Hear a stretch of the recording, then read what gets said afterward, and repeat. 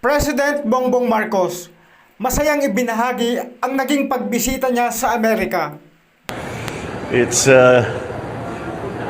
is good to be home, to see everyone all bright-eyed and bushy-tailed on this early Sunday morning.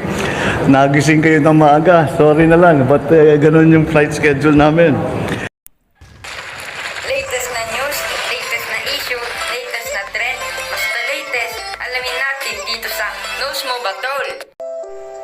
Nakabalik na mula sa kanyang biyahe si Pangulong Ferdinand Marcos kung saan ay nagsalita siya sa United Nations General Assembly sa harap ng iba't ibang leader ng mga bansa.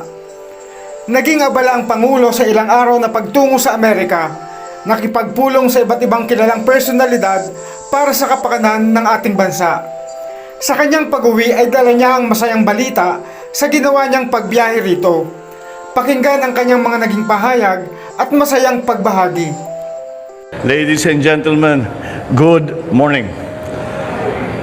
I am pleased to report to you and the Filipino people the main outcomes and results of this working visit of ours to New York from 18 to 24 September. My first activity upon arriving in the United States was to meet with the Filipino community. And their smiles, their songs, and their welcoming took away the weariness of a 16-hour flight from Manila. And in our meeting, I thanked our kababayans who came. Some came from Canada, some came all the way from Florida. I thank them for the work that they do and their contributions to the communities in the Philippines and in the United States. I also once again expressed my respect and my admiration for their commitment to the future and welfare of their families, including those who are still back home here in the Philippines. I also took the opportunity to share with them some of our priorities and plans under this administration and their important role in the work ahead. I also emphasize that by working together, we can build a better future for our country and our people. The main event of this visit to the United States, to New York specifically, was to deliver our national statement at the 77th session of the General Assembly on 20 September in the United Nations.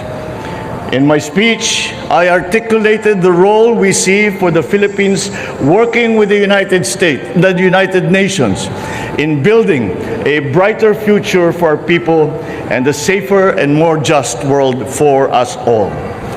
I addressed global issues that require a united global action, such as climate change, rising food prices, rapid technological change, the peaceful resolution of international disputes, the need to protect the vulnerable sectors of our society, such as migrants, and ending all forms of prejudice.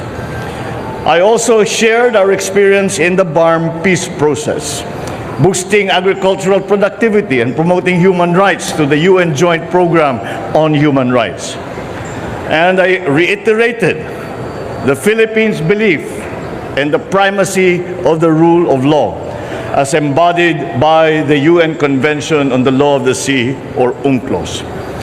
I also met with UN Secretary General Antonio Guterres, and we reaffirmed the necessary partnership between the Philippines and the United Nations. The Philippines is a founding member of the United Nations, and I intend to strengthen this tradition of Philippine engagement with the UN. I expressed interest in enhancing our role in UN peacekeeping operations, especially in the areas such as the Middle East, where we have a large concentration of OFWs. I also extended an invitation to the Secretary General to visit the Philippines in the near future. During the conference in the United Nations, I also held formal and informal bilateral meetings with leaders of our key partners, such as the US, such as Japan, and I shared with them the priorities of the Philippines to work with them in addressing food and energy security and climate change, amongst other many issues. Our discussions were very productive, and the members of the cabinet will now work to operationalize the many areas of cooperations that we identified. I met also with a number of business leaders from different U.S. companies during the week, and all of them committed to be a part of our development and economic growth. Together, we will be working on addressing some of our key economic challenges, particularly, once again, climate change, food security, energy security, to name but a few. There will be, I believe, good news to share in the next few months, particularly in terms of their plans to expand and further broaden their investment footprint in our country. Our discussion with the U.S. business community affirms the optimism with which international investors view the Philippines today. I also delivered a keynote address at the New York Stock Exchange and at the Philippine economic briefings, which drew institutional investors, senior corporate executives, fund managers, and entrepreneurs. At these meetings, I shared with them our vision for the future and how important it was to address the key challenges that continue to constrain the development of our economy. I also informed them about how we intend to deal with some of the fundamental problems in our food, energy, and broader economic security.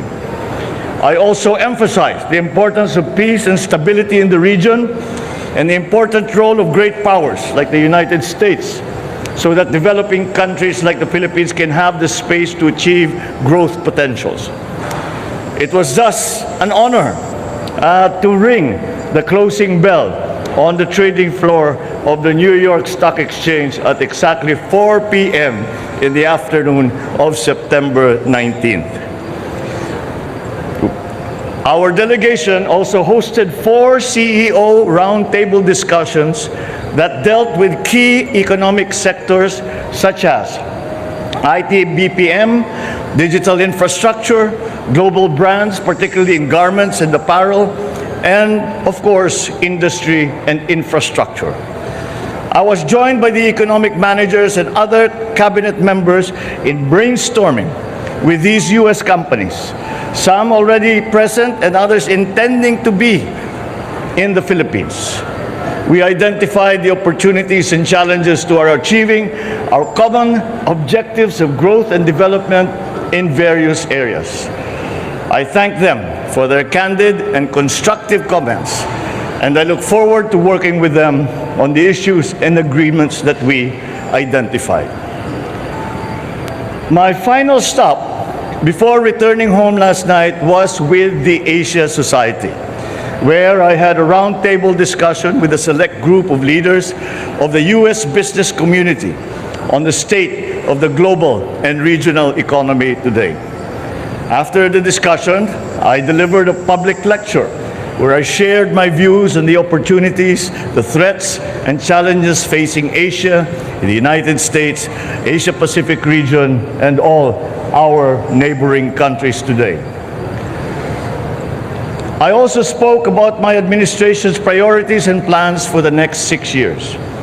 And the engagement with the Asia Society was a fitting end to a week in the UN and the United States that had one singular message. The time to invest in the Philippines is no longer just sometime in the future, it is now. We in the Philippine delegation are one in our assessment that the work done in this trip serves as a good start for opportunities identified to be made into programs and projects to benefit the Philippines and our countrymen. And so the work continues, but I am happy to report that we have had a very good and strong start to our efforts. Thank you and good morning.